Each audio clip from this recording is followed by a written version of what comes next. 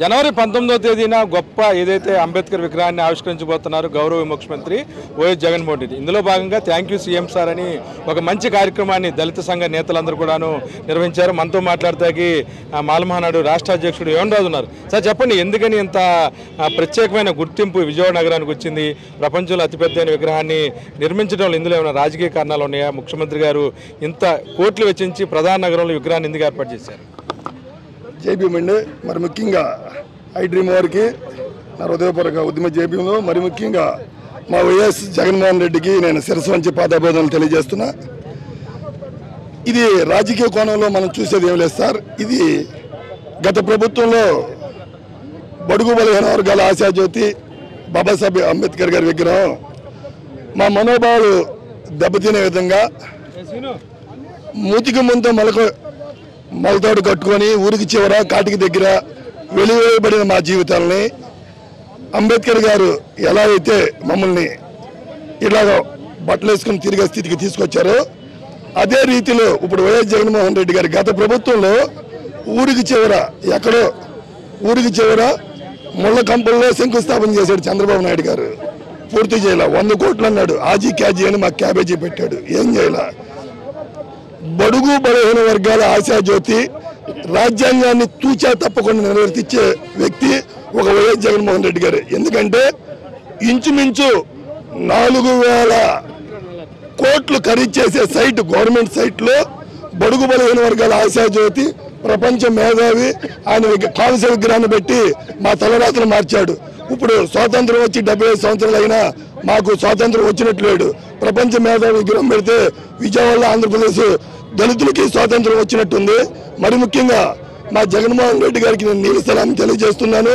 బడుగు బలహీన వర్గాలకి తూచా తప్పకుండా రాజ్యాంగం ఏదైతే మాకు పొందుపరిచిందో ఆ రాజ్యాంగం ప్రతి ఫలాలు అంబేద్కర్ గారు ఏది చెప్పాడో అది జగన్మోహన్ రెడ్డి గారు మాకు అందిస్తూ ఉన్నారు. ఊరికి చివర కాటికి దగ్గర వెలివేయబడిన మా బతుకుల్ని వెలుగులు నింపిన మా దేవుడు అంబేద్కర్ అయితే ఇక్కడ నిజ జీవితంలో మా దేవుడు జగన్మోహన్ రెడ్డి అని నేను తెలియజేస్తున్నా. ఎన్జిఓగా మీరేం చెప్పదలుచుకున్నారు? ఇంత మంచి కార్యక్రమం విజయవాడ నడుబొట్టుని ఏర్పాటు చేశారు. ఆంధ్ర రాష్ట్ర ముఖ్యమంత్రి గారికి ఈ సందర్భంగా అభినందనలు తెలియజేస్తున్నాము. ఎందుకంటే బాబాసాహెబ్ అంబేద్కర్ ఈ దేశానికి ఐకాన్. ఇంత మంచి ఐకాన్ యొక్క విగ్రహాన్ని 204 అడుగుల దేశంలోనే అతి పెద్ద విగ్రహం అంబేద్కర్ గారి విగ్రహం. దాని యొక్క ఆ ఆలోచన రావడమే చాలా గొప్ప విషయం. ప్రతిపక్షాలు కానీ పవన్ గారు కానీ దీన్ని అభినందిస్తూ తప్పకుండా రేపు ఆవిష్కరణ రోజు వాళ్ళిద్దరు కానీ జగన్మోహన్ రెడ్డి గారి ఆస్తి కాదు ఇది, ప్రతిపక్ష నాయకుడు ఆస్తి కాదు ఇది, భారత ప్రభుత్వానికి ఆంధ్రప్రదేశ్ ప్రభుత్వానికి చెందినటువంటి ఆస్తి. ప్రతి ఒక్కరూ ఆహ్వానితులే. తప్పకుండా మేము ప్రతిపక్ష నాయకులము, మాకేం సంబంధం లేదన్నటువంటి వేరే భావాలతో లేకుండా ఖచ్చితంగా టీడీపీ నాయకులు కానీ జనసేన నాయకులు కానీ తప్పకుండా ఈ కార్యక్రమంలో పాల్గొని సిపిఐ నాయకులు మీకు నిజంగా గౌరవ మర్యాదలు ఉంటే మటుకు తప్పకుండా రావాలి. మేము చిన్నప్పుడు ఈ వ్యవస్థలోనే వర్క్ చేస్తున్నాం కాబట్టి మేము ఒకసారి వాళ్ళకి కానీ తెలియజేస్తున్నాం.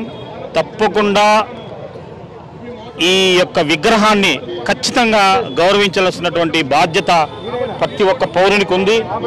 అది తప్పకుండా మీరు నెరవేరుస్తారని ఆశిస్తున్నాను.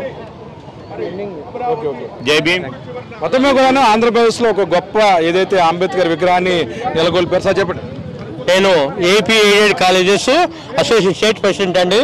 మరి మన ఆంధ్రప్రదేశ్కి ఒక సువర్ణ అక్షరాలతో మరి ఈరోజు జగన్మోహన్ రెడ్డి గారు మరి అందరూ కూడా ఎస్సీ ఎస్టీ బీసీ మైనారిటీస్ అందరూ కూడా ఒక పండగ వాతావరణాన్ని విజయవాడలో నడిబొడ్డులో మరి రేపు 19వ తారీఖున అందరికీ ఒక ఫెస్టివల్ తీసుకొస్తా. అంటే సంక్రాంతి ఎట్లో మా క్రిస్మస్ ఎట్లో మరి అందరూ కూడా అన్ని జాతులు అండి. ఇప్పుడు ఆ రాజ్యాంగ నిర్మాత డాక్టర్ బిఆర్ అంబేద్కర్ రచించినటువంటి రాజ్యాంగాన్ని 100% నెరవేరుస్తున్నటువంటి ఏకైక ముఖ్యమంత్రి శ్రీ వైఎస్ జగన్మోహన్ రెడ్డి గారు అని చెప్పేసి ఈరోజు మొక్కాకంటిగా చెబుతున్నాను. రేపు అందరూ కూడా 26 జిల్లాల నుంచి అందరూ కూడా రావాలి. ఇదేంటంటే మతాల అతీతంగా కాదు, రాజకీయాల అతీతంగా అందరిది కాబట్టి అందరూ కూడా రావాలని చెప్పేసి నేను అసోసియేషన్ తరఫున పిలుపునిస్తున్నానండి. జగన్మోహన్ రెడ్డి గారికి మరొకసారి మా అసోసియేషన్ తరఫున ఏంటి ఇంత మంచి కార్యక్రమం చేశారు. విజయవాడ నడిబొడ్డున చాలా విలువైన స్థలం కూడా ఎస్సీలకి దారాదత్తం చేశారు ముఖ్యమంత్రి అని పెద్ద ఎత్తున ఆరోపిస్తున్నారు.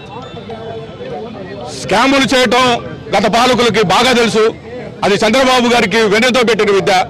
ఆ స్కామ్ చేసి అమరావతి ఊరు చివరిన మరి డాక్టర్ బిఆర్ అంబేద్కర్ గారి 120 అడుగుల విగ్రహం పెడతామని చెప్పి తన యొక్క 5 సంవత్సరాల సుదీర్ఘ పరిపాలన చేసి కూడా ఆ స్కామ్ లో మా అంబేద్కర్ గారు ఏ విధైతే విగ్రహాన్ని పెడతారని చెప్పి మాట ఇచ్చాడో ఆ మాటని తూచా తప్పకుండా దాన్ని బుట్టదాఖలు చేసేసి మరి మా జగన్మోహన్ రెడ్డి గారు 3600 కిలోమీటర్లు ప్రయాణం చేస్తూ మా బడుగు బలహీన వర్గాలకు మాట ఇచ్చి సంక్షేమ పథకాలను అందించిన విధంగా అదే విధంగా మరి జగన్మోహన్ రెడ్డి గారు ఏదైతే బడుగు బలహీన వర్గాలు దేవుడు ఆరాధ దేవుడునో డాక్టర్ బిఆర్ అంబేద్కర్ గారి విగ్రహాన్ని బెజవాడ నడిబొడ్డున నిలబెట్టి ఇగో మీ దేవుడు నేను తీసుకొచ్చాను, నేను పెట్టానని చెప్పేసి మాట ఇచ్చిన విధంగా మరి ఈరోజు బెజవాడ నిలబొడ్డులో డాక్టర్ బిఆర్ అంబేద్కర్ గారు కాంస్య విగ్రహాన్ని 120 అడుగుల కాంస్య విగ్రహాన్ని ఇవ్వడం జరిగింది. ఇంతకంటే తార్కాణం ఏంటి, ఇంతకంటే అభివృద్ధి ఏం కావాలని చెప్పేసి నేను పచ్చ మీడియాని ఎల్లో మీడియాని సూటిగా ప్రశ్నిస్తాను. ఇది కాదా అభివృద్ధి, ఇది కాదా సంక్షేమ ఫలాలు అని చెప్పేసి ఈరోజు సూటిగా చంద్రబాబు గారిని ప్రశ్నించడం జరుగుతుంది. మొత్తంగా కూడాను ఆంధ్రప్రదేశ్లో మాల మహానాడు కానీ ఎంఆర్పిఎస్ కానీ అందరూ కూడాను కలిసి సమిష్టిగా ఏదైతే జగన్ గారు చేసిన ప్రయత్నాన్ని అభినందిస్తున్నారు. ప్రతి ఒక్కరు కూడాను రాబోయే రోజుల్లో జగన్కి అండగా ఉండాలని చెప్పి కూడాను దళిత సంఘ నేతలు పిలుపునిస్తున్నారు. వీడియో జర్నలిస్ట్ విజయకృష్ణ కలిసి ఐడ్రీమ్ కోసం అబ్దుల్ అలీ, విజయవాడ.